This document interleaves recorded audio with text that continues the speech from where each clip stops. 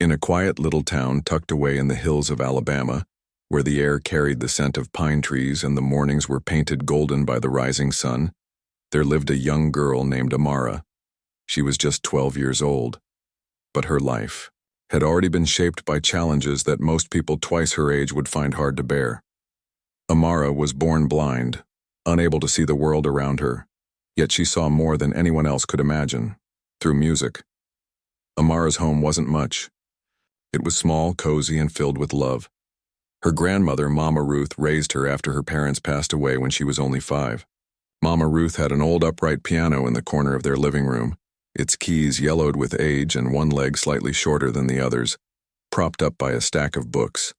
It wasn't perfect, but to Amara, it was magical. From the moment she first touched those keys, something inside her awakened. The sound of each note seemed to light up her soul, filling her with joy and purpose. Every evening, after finishing her chores, Amara would sit at the piano and let her fingers explore the keys. She didn't need sheet music or lessons like other kids did. Instead, she listened intently to songs on the radio or hummed tunes she heard at church, then recreated them on the piano. Over time, she began composing her own melodies, soft lullabies, lively jigs, and soulful ballads that told stories only she could understand. To her, music wasn't just notes played in order. It was a language, a way of speaking without words. But outside the safety of her home, life wasn't always kind to Amara. At school, she faced taunts and jeers from classmates who didn't understand her blindness, or maybe they were simply afraid of it. They called her names, laughed at her cane, and teased her dark skin. "You're useless," one boy sneered during recess once. "What can you even do? You can't see anything." His words stung, but Amara refused to cry in front of him. Instead, she clenched her fists and walked away, pretending not to care. Her teacher, Mrs. Calloway, noticed how isolated Amara often seemed. A kind-hearted woman with glasses perched on the edge of her nose, Mrs. Calloway believed deeply in nurturing talent wherever she found it. One afternoon, she approached Amara during lunch break while the girl sat alone under a tree, picking at the grass. "Amara," she said gently, "I've heard you play the piano. It's beautiful. Have you ever thought about sharing your gift with others?" Amara hesitated. Sharing her music meant stepping into the spotlight, and the spotlight terrified her. What if people laughed again? What if they said she wasn't good enough? Sensing her fear, Mrs. Calloway placed a reassuring hand on her shoulder. "Sometimes we have to take risks to show the world who we really are," she said. "And trust me, Amara, the world needs to hear what you have to say." The opportunity came sooner than expected. A few weeks later, posters appeared around town announcing a visit from Marcus Devereaux, a world-famous pianist known for his dazzling performances and strict teaching methods. He was hosting a masterclass for young musicians, inviting students to perform in front of him and receive feedback. It was a rare chance for aspiring artists to learn directly from a legend, and Mrs. Calloway insisted Amara audition. At first, Amara resisted. "No one will want to listen to me," she muttered, shaking her head. But Mrs. Calloway wouldn't give up. She reminded Amara of the countless hours she spent practicing, the way her music could make anyone stop and feel something deep in their hearts. Slowly, Amara began to consider the idea. Maybe this was her chance to prove, not just to others, but to herself, that she belonged. With trembling hands, Amara prepared for the audition. She chose a simple piece she'd practiced over and over until every note was flawless. On the day of the tryout, she stood nervously before a panel of judges, her cane resting against the chair beside her. As she began to play, the room fell silent. Her fingers moved gracefully across the keys, weaving a melody so pure and heartfelt that even the sternest judge couldn't help but smile. When she finished, the applause was warm and genuine. Amara had done it. She was selected to perform in front of Marcus Devereaux himself. Despite this small victory, doubt lingered in Amara's mind. She knew Marcus Devereaux was known for being harsh, critical, and sometimes cruel. Would he see past her blindness and truly hear her music? Or would he dismiss her as quickly as her classmates had? These questions swirled in her thoughts as the day of the master class drew near. Still, she practiced tirelessly, determined to give her best performance no matter what happened.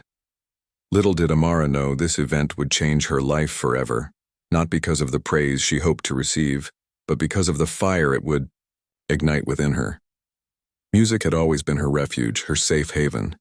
Now it was about to become her weapon, a means of standing tall against the doubters and showing the world that true artistry comes from the heart, not the eyes. As the sun set over the hills of Alabama, casting long shadows across the fields, Amara sat at her grandmother's old piano one last time before the big day. Her fingers danced lightly over the keys, playing a melody that echoed through the house. Mama Ruth watched from the doorway, tears glistening in her eyes. She knew her granddaughter was special, not because of her blindness, but because of the strength and spirit that shone brighter than any obstacle. Whatever lay ahead, Mama Ruth believed in Amara, just as she always had. And soon, the rest of the world would too. The day of the masterclass arrived, and Amara woke up before dawn, her heart pounding like a drum. She hadn't slept much the night before, tossing and turning as she imagined standing on stage in front of Marcus Devereaux and an audience full of strangers. What if they laughed? What if they didn't listen at all? Her mind raced with doubts, but Mama Ruth's steady voice cut through the storm of her thoughts. "Amara," she said softly, placing a hand on her granddaughter's shoulder. "You've practiced harder than anyone I know. Trust yourself." After breakfast, Amara dressed carefully in a simple blue dress that Mama Ruth had ironed until it was crisp and wrinkle-free. She tied her hair back into a neat braid, feeling a strange mix of excitement and dread bubbling inside her chest. When they arrived at the community hall where the master class was being held, the place buzzed with energy. Students milled about nervously, some practicing scales under their breath while others whispered excitedly about meeting the famous pianist. Amara clutched her cane tightly, trying to steady herself as she stepped inside. Mrs. Calloway greeted her warmly, guiding her to a seat near the front. "You'll do wonderfully," the teacher whispered encouragingly, but even Mrs. Calloway's kind words couldn't calm Amara's nerves completely. As she sat there waiting, snippets of conversation drifted toward her, most of them about Marcus Devereaux. People talked about his brilliant technique, his demanding nature, and how he never hesitated to tear apart performances he deemed unworthy. One student nearby joked, "If he criticizes me too harshly, I might just cry." Everyone laughed, but Amara felt her stomach tighten further. Finally, the moment came when Marcus Devereaux walked onto the stage. Dressed in a sleek black suit, his presence commanded attention immediately. He carried himself with such confidence that it almost seemed intimidating. His piercing gaze swept over the room, lingering briefly on each student as though sizing them up. When he reached Amara, however, his expression shifted slightly, and almost imperceptible flicker of skepticism crossed his face. Amara tried not to let it bother her, but it was hard to ignore. One by one, the students were called to perform. Some played beautifully, earning nods of approval from Marcus. Others stumbled nervously, receiving sharp critiques that left them red-faced. Amara listened intently to every performance, learning what she could from both the successes and failures. Yet, as her turn drew closer, her palms grew sweaty, and her breathing quickened. She reminded herself to focus, to remember why she was here. This wasn't just about impressing someone famous, this was about proving to herself that she could stand tall despite her fears. When her name was finally called, Amara rose slowly from her seat, gripping her cane for support.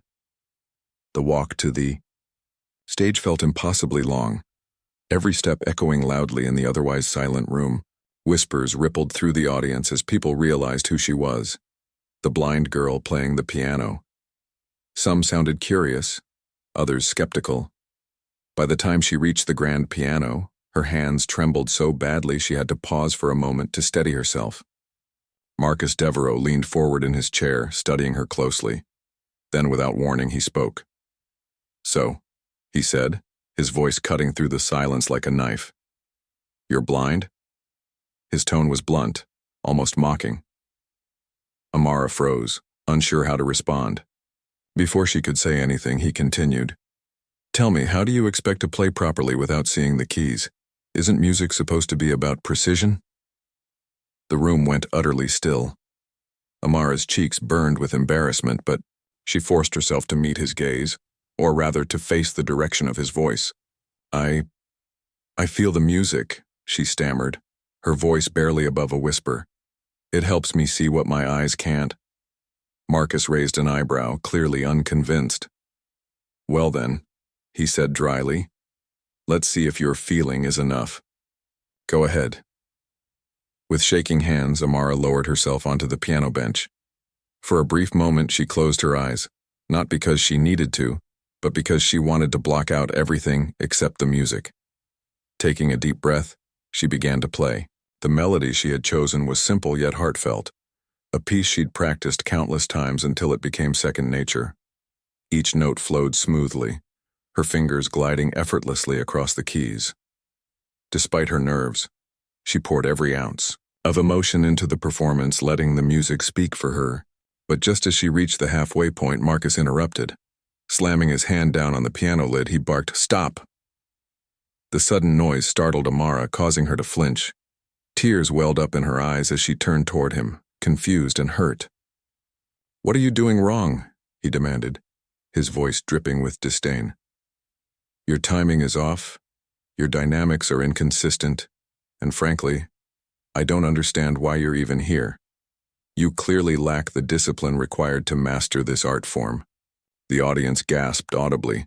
Some looked away, uncomfortable witnessing such cruelty. Others stared openly, unsure whether to pity Amara or agree with Marcus's harsh critique. Amara felt her world crumble around her. All the hours of practice, all the sacrifices she'd made. It felt meaningless now. How could she defend herself against someone like him? Yet amidst the humiliation, something inside her stirred. A spark of defiance ignited in her chest, fueled by years of overcoming obstacles. She thought of Mama Ruth's words. Music sees what eyes cannot. She thought of Mrs. Calloway, who believed in her when no one else did. And she thought of the countless nights she spent pouring her soul into the piano, creating beauty out of pain. Slowly, she straightened her posture, wiping away her tears with the back of her hand. "I may not have sight," she said quietly but firmly, addressing Marcus directly. "But I have something else. I have heart. And maybe that's something you've forgotten how to hear." Her words hung in the air, heavy and defiant. Marcus blinked, momentarily taken aback. For a split second, it seemed as though he might soften, but then his expression hardened again. "Heart won't save you in this world," he snapped. "Discipline will. Now sit down and try again if you dare." Though her legs felt weak, Amara refused to leave the stage. She knew she wouldn't win his approval today, but she also knew she couldn't give up. With trembling hands, she resumed playing, finishing the piece despite the weight of his judgment pressing down on her. When the final note faded into silence, the room remained eerily quiet. No applause followed, only stunned stares and awkward coughs. As Amara stood to leave, her cane tapping softly against the floor, she caught glimpses of sympathetic faces in the crowd. Some nodded encouragingly, others offered faint smiles. But none of that mattered right now. All she wanted was to escape, to find solace in the warmth of her grandmother's embrace and the familiar comfort of her old piano. Outside, the sun had begun to set, casting long shadows across the parking lot. Amara leaned against Mama Ruth, letting the older woman guide her home. Though she felt defeated, she also felt something else, a quiet determination simmering beneath the surface. Marcus Devereaux had mocked her, belittled her, and tried to break her spirit. But he hadn't succeeded, not entirely, because deep down Amara knew one thing for certain. Music was hers.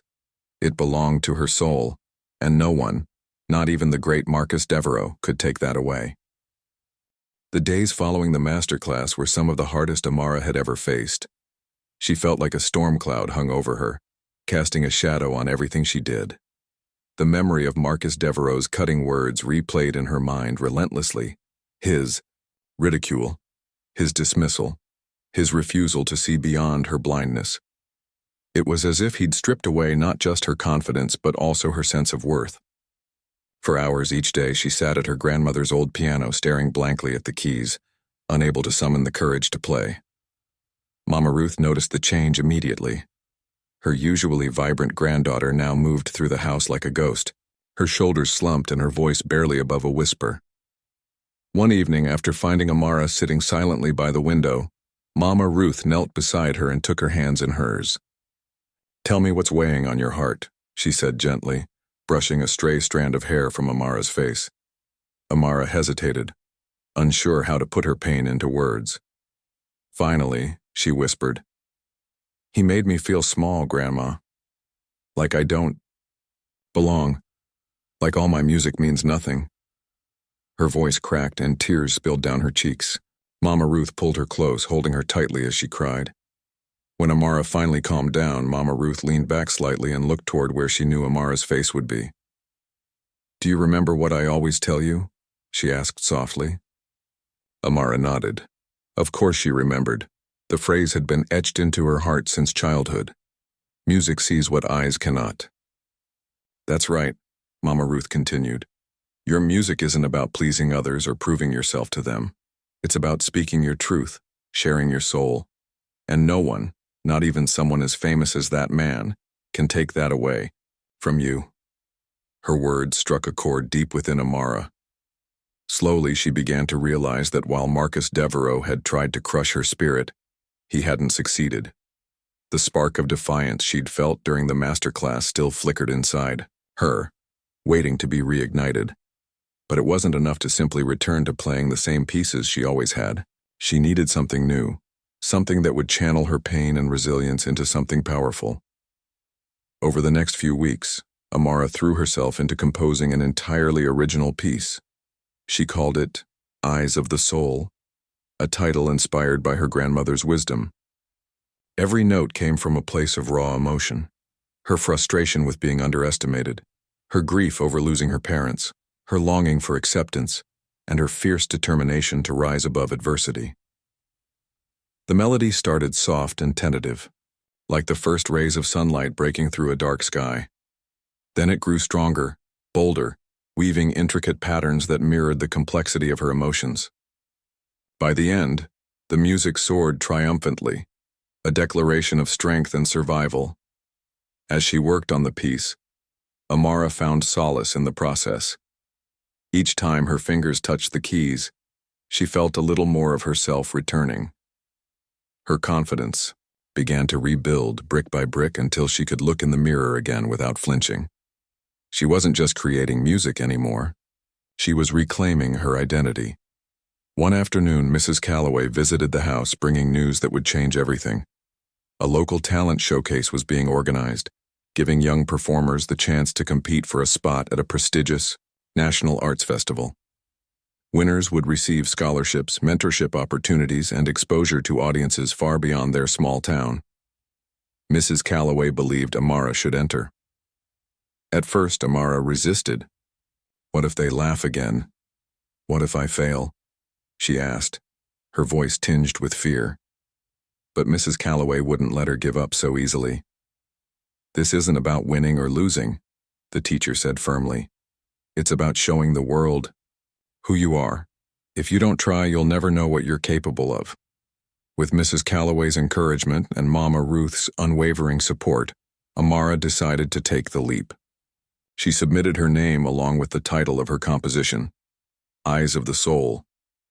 The deadline loomed ahead, and Amara practiced tirelessly, determined to make every note perfect. Yet, as the date of the showcase approached, doubt crept back in. What if the judges didn't understand her music? What if they dismissed it as amateurish or overly sentimental? On the morning of the event, Amara woke early, her nerves threatening to overwhelm her. Mama Ruth helped her dress in a simple yet elegant white dress, its fabric cool against her skin. As they walked together to the venue, a large auditorium, filled with rows of seats, Amara clutched her cane tightly, focusing on putting one foot in front of the other. Inside, the atmosphere buzzed with excitement. Contestants milled about nervously, adjusting their outfits or running last minute, scales on borrowed instruments. Parents and friends chatted animatedly, while volunteers bustled around setting up microphones and adjusting lighting. Mrs. Calloway greeted Amara warmly, guiding her backstage to wait for her turn. "You've got this," she whispered, squeezing Amara's hand. "Just breathe and let the music do the rest." Finally, the host announced Amara's name. Her heartbeat quickened as she stepped onto the stage, the spotlight warm on her skin. The audience fell silent, their eyes fixed on her. Some recognized her from the infamous masterclass incident and leaned forward curiously. Others simply waited to see what this blind girl with a cane could possibly offer. Amara took her place at the grand piano, her fingers hovering above the keys. For a moment she closed her eyes, not out of necessity, but to center herself. She thought of Mama Ruth's steady love, Mrs. Calloway's belief in her potential, and the countless nights she'd spent pouring her soul into this piece. Then, taking a deep breath, she began to play. The opening notes were soft and hesitant, like a whisper carried on the wind. Gradually, the melody built, growing richer and more complex with each passing measure. Amara poured every ounce of emotion into the performance, letting the music tell her story. There were moments of sorrow, anger, and doubt, but also hope, resilience, and triumph. The audience seemed transfixed, leaning forward in their seats as though afraid to miss a single note. When the final chord rang out, the room remained utterly silent for several seconds. Then slowly, applause began to ripple through the crowd, growing louder and more enthusiastic until it became a thunderous standing ovation. People cheered, whistled, and wiped away tears, completely captivated by what they had just witnessed. Even the judges, who were accustomed to hearing polished performances, looked visibly moved. Backstage, Amara trembled with relief and disbelief. She hadn't expected such a reaction. When the results were announced later that evening, she learned she had won first place unanimously. The judges praised her composition for its depth, originality, and emotional power, calling it a masterpiece, born from the soul. But perhaps the most surprising moment came when Marcus Devereaux himself appeared backstage. He had attended the showcase, curious to see if the blind girl had given up on music entirely. Instead, he had witnessed something extraordinary, a performance so profound it left him speechless. Standing before Amara, he extended his hand and said simply, "I was wrong about you." For a moment, Amara hesitated, unsure whether to trust his sincerity. But then she remembered her grandmother's advice. Forgiveness is a form of strength. Taking a deep breath, she shook his hand, choosing to let go of the bitterness that had weighed her down for so long. As she walked home that night, arm in arm with Mama Ruth, Amara realized something important. Music wasn't just a gift, it was a weapon, a shield, and a bridge. It had carried her through her darkest moments and allowed her to connect with others in ways words never could. And now, it was leading her toward a future brighter than she had ever imagined. The night of the talent showcase was unlike anything Amara had ever experienced. As she stood backstage, clutching her cane and trying to steady her breathing, she could hear the hum of anticipation from the audience. The auditorium buzzed with energy, friends and family chatting excitedly, performers pacing nervously, and volunteers making final adjustments to the stage lighting. Amara felt a mix of fear and determination swirling inside her chest. This wasn't just another performance. It was her chance to prove, to herself and to the world, that she belonged. When the host finally called her name, Amara took a deep breath and stepped onto the stage. The spotlight hit her like a warm embrace, but she knew hundreds of eyes were watching her every move. She heard murmurs ripple through the crowd as people recognized her, the blind girl who had been mocked by Marcus Devereaux weeks earlier. Some whispered curiously, others sympathetically, and a few skeptically. But none of that mattered now. All that mattered was the piano waiting for her at center stage. With slow, deliberate steps, Amara made her way across the stage, guided by the sound of her cane tapping against the floorboards. When she reached the grand piano, she paused for a moment, letting the silence settle around her. Then, she lowered herself onto the bench, her fingers resting lightly on the keys. For a brief moment, she closed her eyes, not because she needed to, but because she wanted to shut out everything except the music. This was her moment, her story, her truth. And nothing, not doubt, not fear, not even Marcus Devereaux's lingering shadow, could take it away from her. Amara began to play. The opening notes of Eyes of the Soul were soft and delicate, almost hesitant, like the first rays of sunlight breaking through a stormy sky. Her fingers moved gracefully across the keys, weaving a melody that seemed to breathe life into the room. Each note carried weight, each pause held meaning. The audience leaned forward in their seats, captivated by the raw emotion pouring out of the piano. It was as if Amara's soul was speaking directly to theirs, transcending words and sight. As the piece progressed, the music grew stronger and more complex. There were moments of sorrow where the notes dipped low and lingered, evoking feelings of loss and pain. These were followed by bursts of defiance, sharp and bold, like a declaration of strength. Then came the crescendo, a soaring, triumphant section that filled the auditorium with light and hope. Amara played with such passion and precision that no one could look away. Even the judges, who were used to hearing technically flawless performances, found themselves moved to tears. By the time she reached the final chord, the entire room was holding its breath.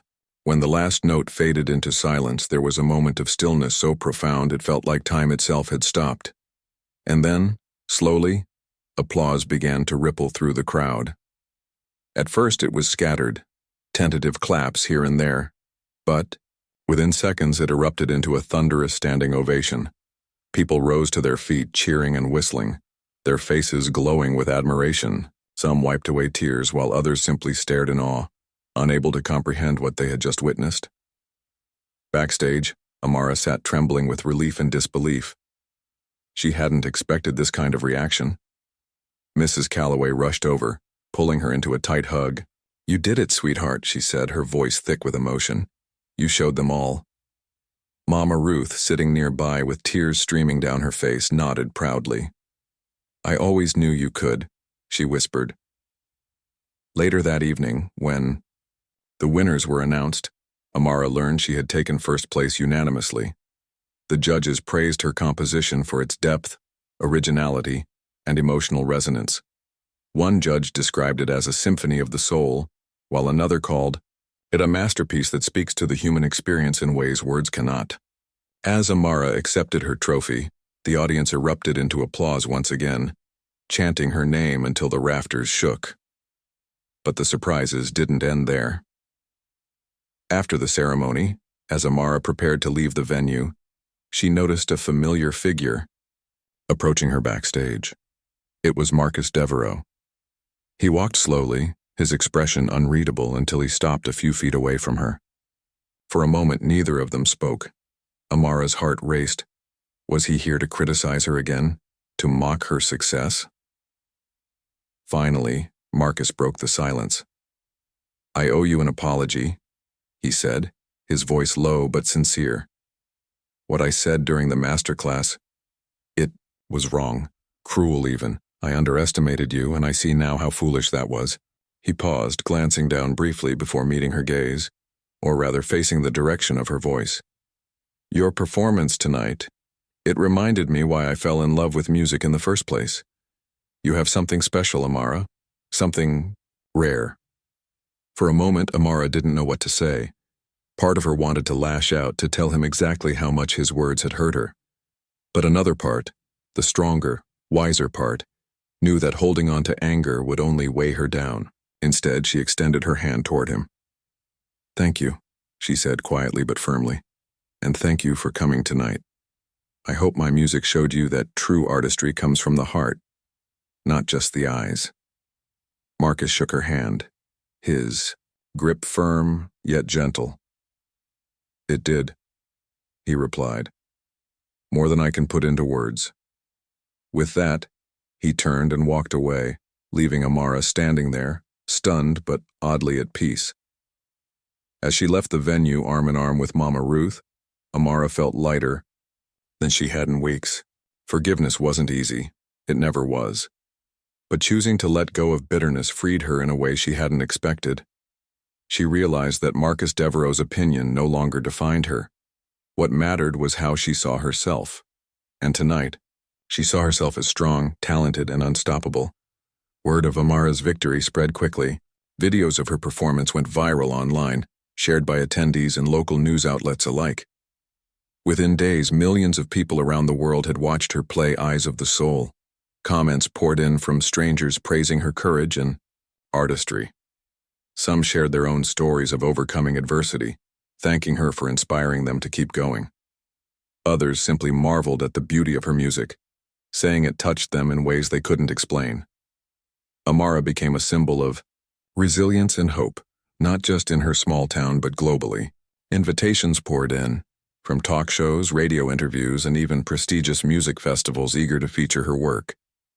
Yet, despite the sudden fame, Amara remained grounded.